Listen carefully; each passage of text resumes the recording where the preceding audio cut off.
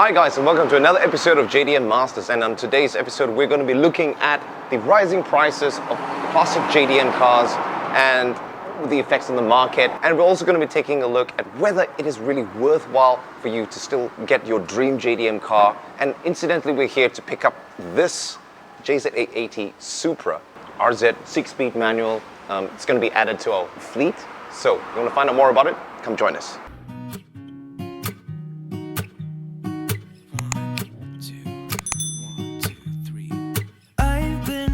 So small, watch the clock ticking off the wall, but tonight I'm letting it go.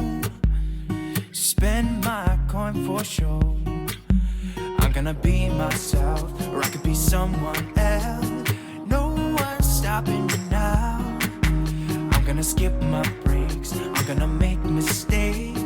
I just wanna feel alive. It's just what I do when I'm out, so try not to hold me down. Feel alive when I'm in this town. Look at those beautiful stars. I wanna drive a faster car. Nothing can break me, no, nothing can break me.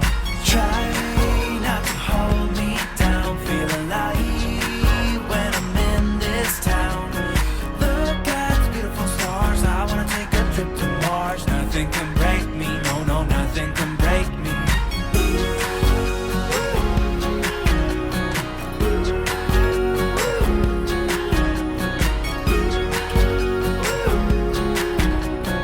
Look at the beautiful stars. I wanna drive a faster car.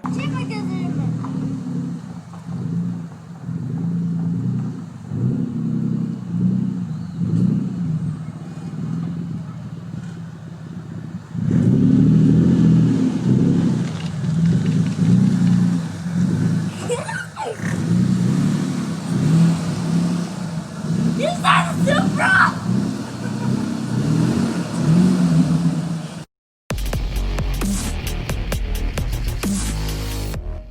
Now in 2020, the current prices of JDM cars, especially those from the 90s, what we call neo-classic cars now, well, it's about 20 to 25 years old. And in the case of classic favorites, the A80 Supra, starting from 1994, it's more than 25 years old. Now in normal terms, this is considered an old car, but not to enthusiasts. People who value these cars go on nostalgic properties of, having it in their mind since they were kids.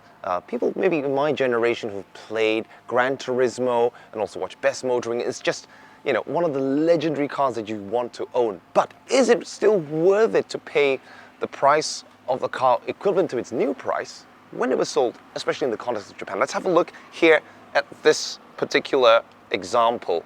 This is a RZS A80. It's going for $4 million or 40,000 US dollars.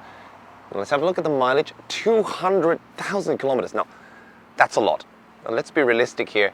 200,000 kilometers, especially in the context of Japan, is kind of not unusual for a car of this age. But just about a year ago, this would have been $1 million or $1.5 million less. And even that was already expensive. Let's go a little bit more back in time when the car was about 15 years old. And this would probably have sold for $2.5 million. At this mileage, of course, that was not realistic. But there's a lot of user value, and there's been a huge rise in prices, especially over the last year, the resurgence of interest, or rather new interest in neo-classics. Now, it's something a little bit strange, or it's a kind of phenomenon that happens when a valued item, especially something that's limited in production or has a high spec, especially with cars, when it gets over a certain age, the price goes down, and then it sort of comes up again.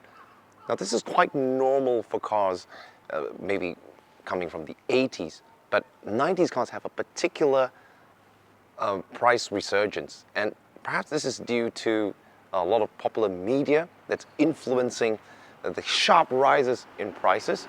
And as you can see here, none of this is below 30,000 US dollars. This is the cheapest one of the range, but it's got 183,000 kilometers. So it's a little bit less than that one. It's still an RZS, which means It doesn't have the Brembo brakes, but still the 2JZ twin turbo with the 6-speed manual.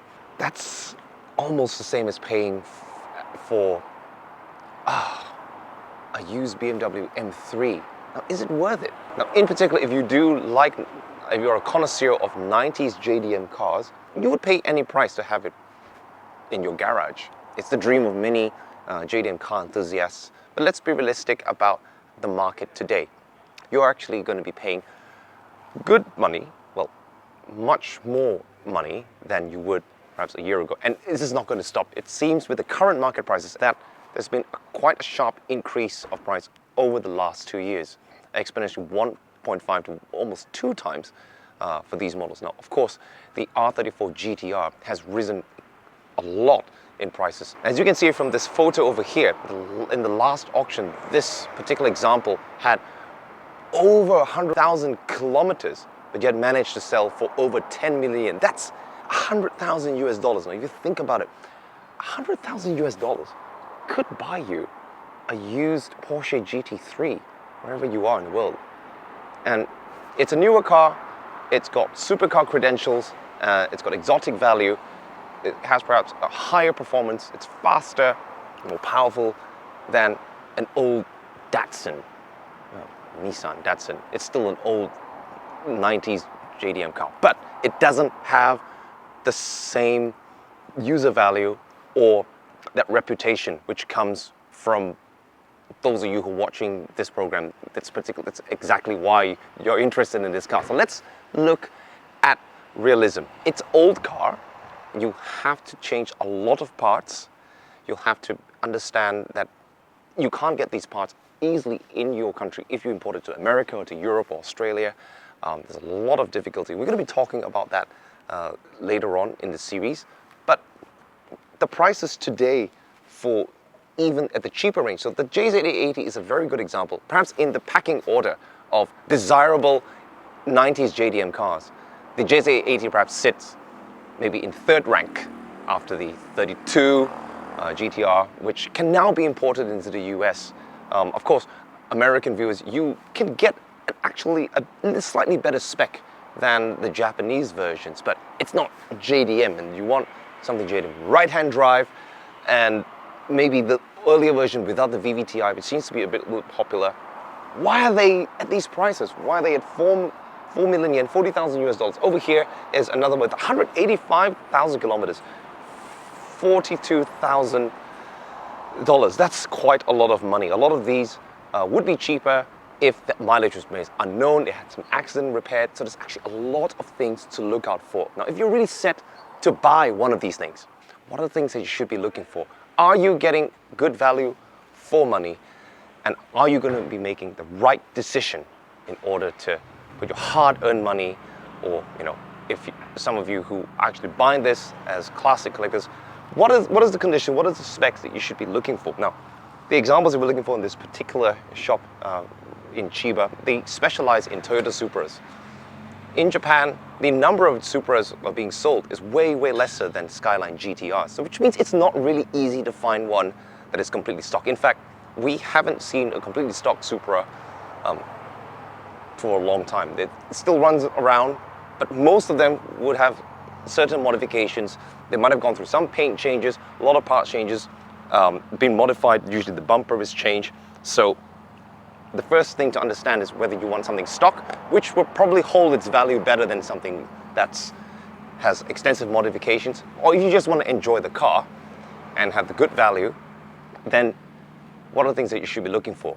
Now, today is something a bit special. We've actually picked up a clean example from this range, and it's right over there.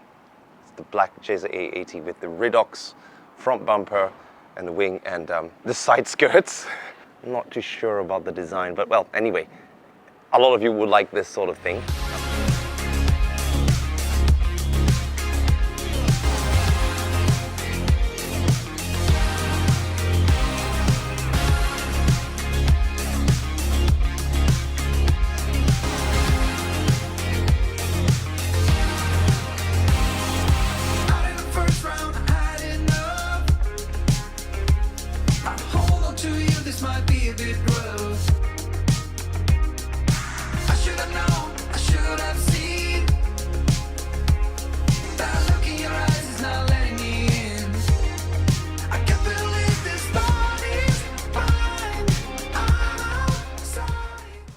Personally, we feel that Supras will look really good with at least a body kit. So it really brings that JGTC old style feel, and maybe this is the way to differentiate it from Supras that you can buy in your home country. Something very JDM, something from that tuning sort of feel. Now the example that Japonic has picked up, the other half of JDM Masters, it's going to be really exciting. It's actually his second Supra. The last one was an automatic, also with the twin turbo 2JZ GTE. This one's 6-speed manual. So we're going to be checking it out. We're going to go for a drive, and we'll be talking about various things and what are the things that you should look out for if you really want a classic JDM. This particular white example in front of me, it's really interesting. If you look at the front bumper, it kind of looks like an imitation LFA. Really, really exotic looking. And the problem is this car's mileage is unknown and it had accident history. But still, the price is almost at the $50,000 range, perhaps because of the parts.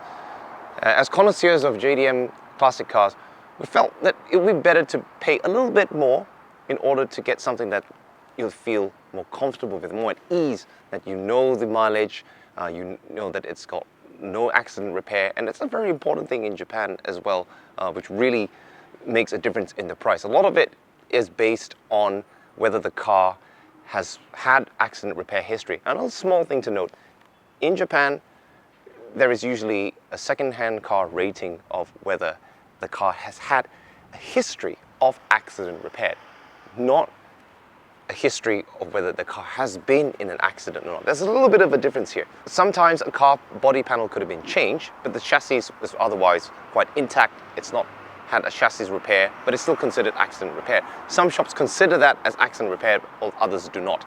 So it's really important to assure that the car that you're going to buy, and if you're relying on agents who are in Japan to really assure that the chassis, the body frame, has not had a major accident repaired.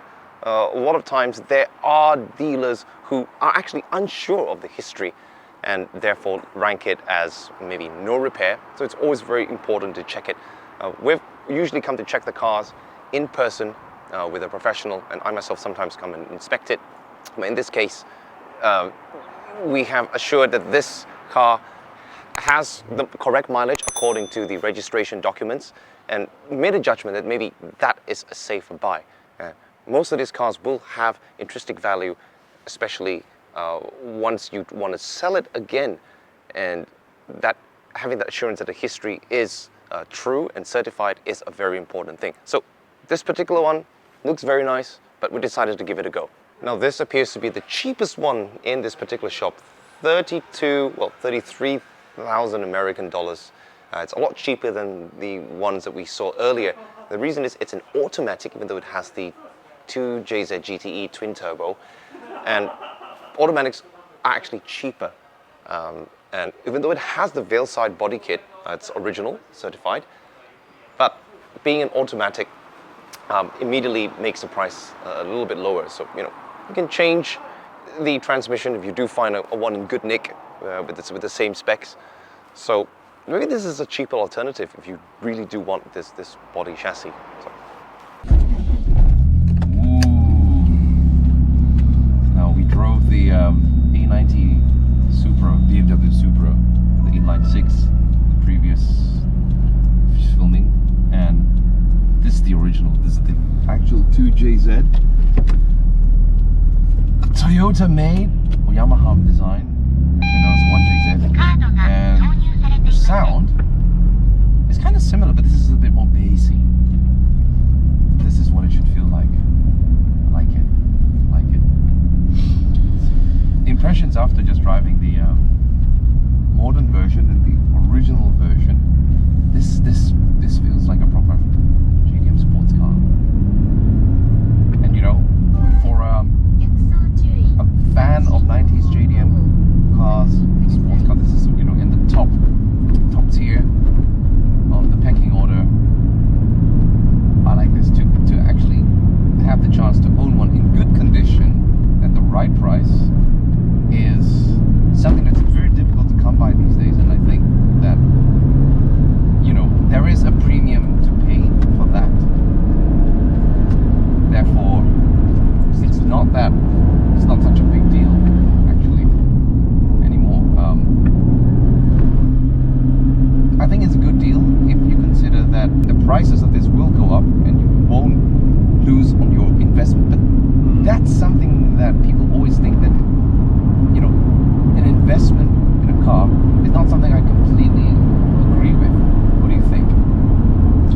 if you just buy it and just store it, that's what I'm against. I don't like it. If you're buying a car, drive it.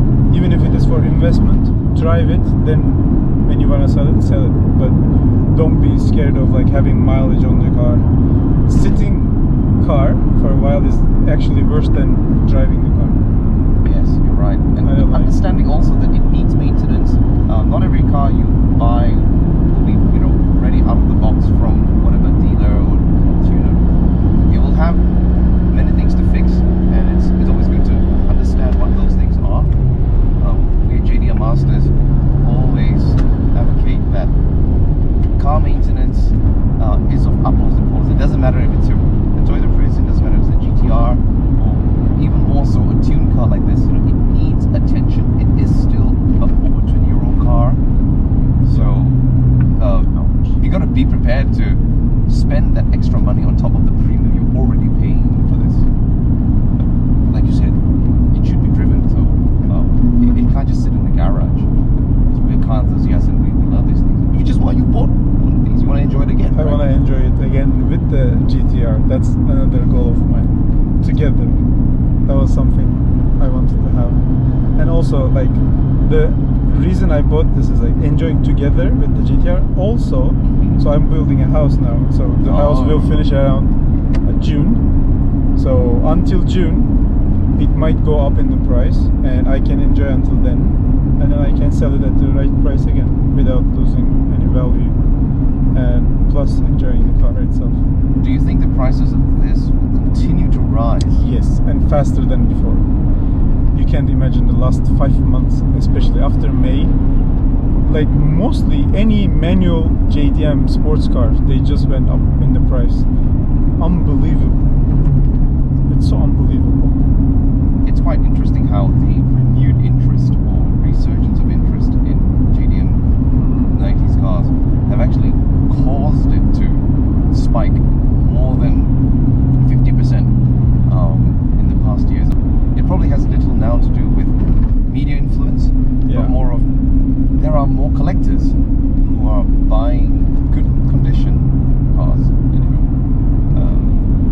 This affects the overall market because dealers know that there is a market for these cars. So they are the ones that actually setting the price up higher and higher based on this almost artificial demand, actually, but it becomes accepted into the market. Can we compare it to antiques, maybe? Yeah, exactly. Classics. So some people think that the prices of Supras and GTRs are increasing because of Fast and Furious. Yeah. Actually, I'm against that because Fast and Furious was, oh my god, he's so close to the side.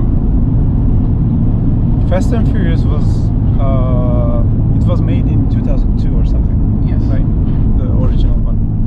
And if we take a look at the prices until 2012, it wasn't just rising up; it was kind of stable. That is true. But after 2012, what happened? Then prices like gone up. It's mostly because of social media.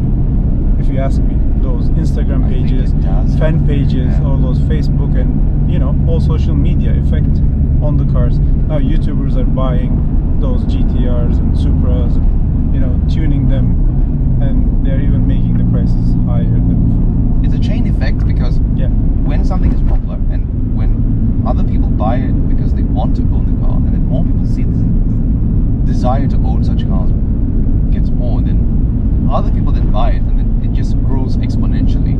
Then more people want to buy it because they feel that it's cool after seeing it on social media, like you said.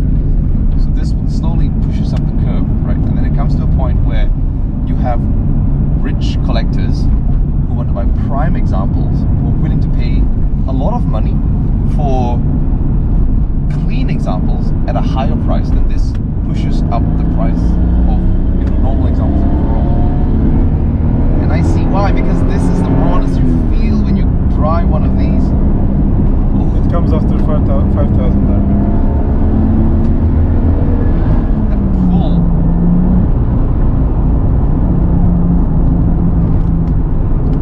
It's so good that this radar is actually dropping off. For a 10-year-old car,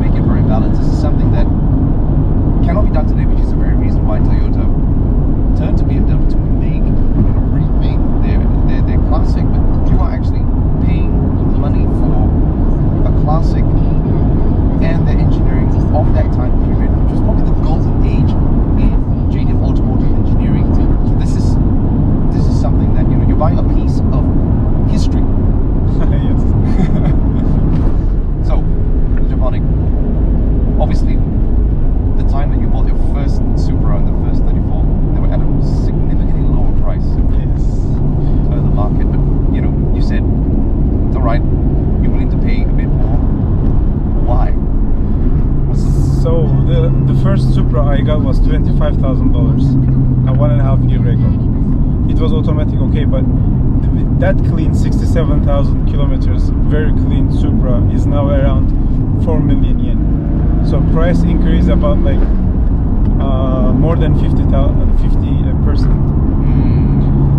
So I know they will go high in the price. Why wouldn't I pay $50,000 to this one? I know it will go higher in the price. So I just want to enjoy it now when I can. When I need for house, I will probably sell this and S2000, which didn't come yet. Emotionally, it's an investment already because you're getting to enjoy Yes. the piece of automotive history that you like. But it's not like garage. It's not a garage investment. It's Right. not. So buyers who are interested to get one of these old classics, and they're thinking, well, it's very high price. Is it worth it to spend my money for something that I don't want a garage car? I do want to enjoy it, but you might be thinking, no, I better not drive it in case, it gets into an accident and then that money's wasted. But think about it this way: if you spend that same money on a newer Ferrari or a Porsche GT3, the only difference is the age of the car. Yeah. And those newer exotics secondhand, they will actually drop in price, at least for the next 10 years. Yeah, they But you're not going to garage clean your Ferrari and Porsche GT3. I mean, most people buy them. I'm thinking Porsche GT3 in the future. But Yeah? yeah. But that's not JDM anymore. After house is done. So we're going to transfer you to the EDM department. I mean, no. So I will have JDM, of course. I'm not planning to sell 34 soon, so Don't. 34 will stay. I think that car has become iconic of your identity. I think so too. And my followers are saying the same thing too. Don't sell that car. We unsubscribe you. They're all like, we unsubscribe you if you do. So if you're somehow determined that you are really a true enthusiast of either one of these legendary 90s JDM sports cars, the A80 Supra on the left here, and of course, top of the range, R34 GTR on my right, the dream legend car of any JDM car fan, and you must own one. Consider, of course, all these different things that we've talked about, and do your market research and ask around, and always be sure that you're getting what you pay for. There might be a lot of cars out there which may not match your expectations, or maybe hiding certain flaws, and it's always good to make sure that you're actually getting real quality for your money. After all, you don't want your hard-earned money to be wasted on crushing those dreams. So we also have another video which we reviewed the A80 Supra previously. It's a full technical review, so please watch it up here. And let us know in the comments what you think about these rising car prices. Would you like us to cover other similar topics, more than just car reviews or shop reviews? We're here in Japan, and we're able to have access to a lot of different information real time for you, our viewers, and hope you've enjoyed it. So until next time, peace out.